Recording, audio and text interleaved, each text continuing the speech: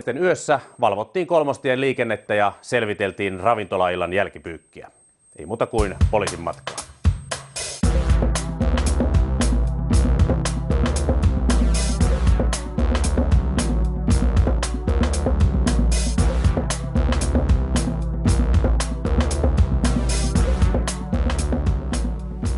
Vanhempi konstaapeli Antti Saarinen ja poliisina 2 vuotta.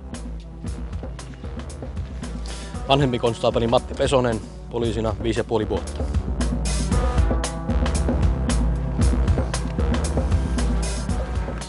Kiitos.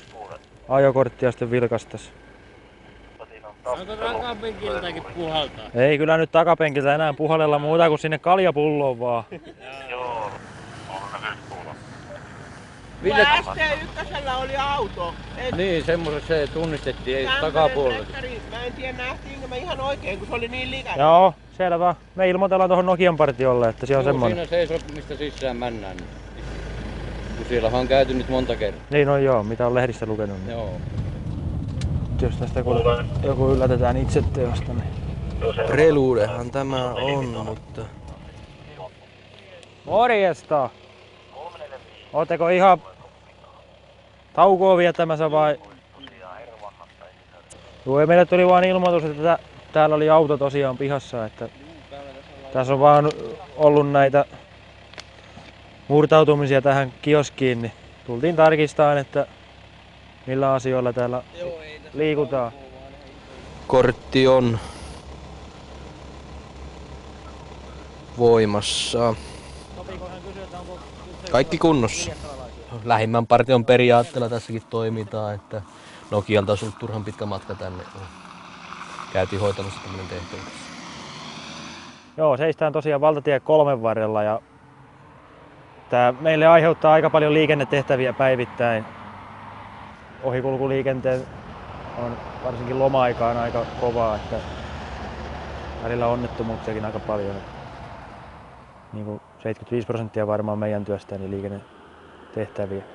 Siellä oli joku kaveri, kuka sanoi, että se maksaa kaikki. Nee. Minä en tiedä mitään. Sä oot kyydissä ja sä oot ilmeisesti Kuka asun ihan täällä. Niin. No, mutta jos sä oot kerran taksilla ajanut, niin... Kun se ei ollut minun ongelma. No yleensä kun taksissa istuu, niin se joka viimeiseksi jää, niin maksaa kyydi. Se ei ole minun asia, minä en maksa. Me tehdään siitä sitten rikosilmoitus, jos ei sulla ole 10... No, tehkää rikosilmoitus. Asutko sä täällä Hämeenkyrössä? En. Olen täällä käymässä, anteeksi. Milloin sä lähdet pois täältä? Kohta kun te laskette mun pois täältä. Onko hyvä kiusata virolaisia? Ei tässä ole tehnyt kiusaamista, mitään. mutta siis tässä on nyt nimenomaan kysymys siitä, sä oot ottanut taksikyydiin ja se maksaa nyt 10 Se euroa. kaveri sanoo, että se maksaa kaikki. Voinko mä laittaa sille turpi vähän? Et sä voi Jos se ketään... teki niin. Joo, ei tässä ole mitään ongelmaa, ei muuta kuin Kotiin mennä nukkumaan päin. vaan. Niin. Kaikki on hyvin huomenna aamuna, ei ole mitään ongelmaa. No ilmeisesti poliisin työpanos tässä nyt näkyy sitten, että ollaan panostettu tähän huumausainejuttuihin sitten vähän enemmän. Ja että siinä tulee nämä omaisuusjutut sitten mukana, että siltä puolelta on kyllähän se jonkun verran näkyy täällä. Että... 21 kuulee.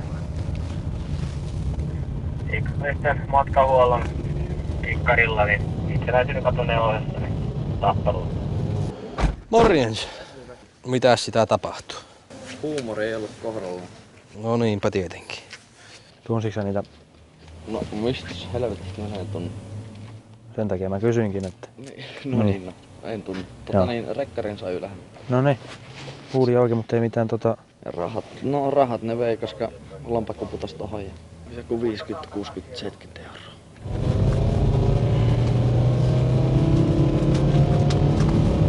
Nämä tekijät on ollut liikenteessä tällä BMWllä, mikä on poistunut sitten tästä pahoinpitelypaikalta. Sä olit tuossa aikaisemmin ollut siinä grillin pihassa Ikahovin edustalla. Siinä oli vaan pahoinpitelyä ollut ja sun auto oli sitten ilmoitettu, että se oli lähtenyt ja tekijät olisi sun autoon mennyt. Ketäs ne sitten oli? Pojat ei tunne vai? Tekin olette paikkakuntalaisia, niin kyllä mä nyt melkein sanoisin, että tunnette kuitenkin. Me voidaan tätä huomenakin jatkaa poliisilaitoksella tätä tenttausta. Että...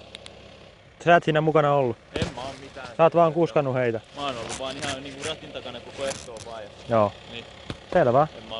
Mutta meiltä huomenna soitellaan sulle, niin älä ihmettele, jos tulee soittoja tuntemattomasta numerosta. Ja poliisi sua huomenna kyllä tavoittelee.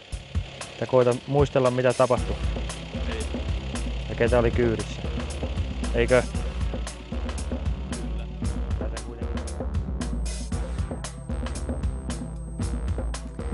Tällaisia olivat juttumme tänään.